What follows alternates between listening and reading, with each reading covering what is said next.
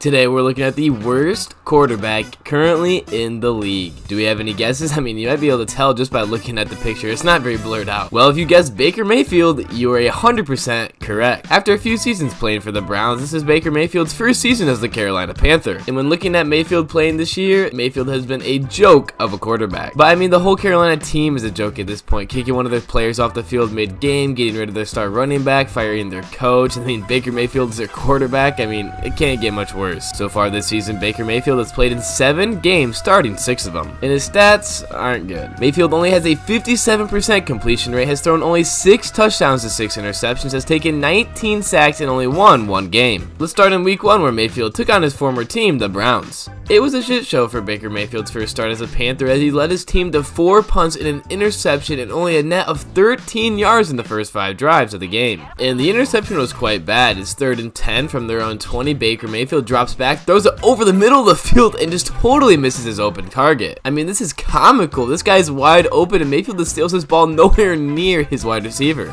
And Mayfield does his walk of shame off the field. The Panthers did end up getting it going later in the game, but it was too late as they lost to the Browns. Baker Mayfield had an alright game, throwing for just over 200 yards, a touchdown, and an interception. But sadly, this would be his best performance of the year. In week 2, the Panthers lost to the Giants and sadly lost by just 3 after their week 1 loss by just 2. To be honest, there's not much to say for this game, as it was a whole bunch of, well, nothing. Mayfield led his team to 3 field goals, 5 punts, and only 1 touchdown. It was a plus that Baker Mayfield didn't throw an interception in this game, but he threw for just over 100 yards. In week 3, the Panthers took on the Saints and surprisingly won 22-14.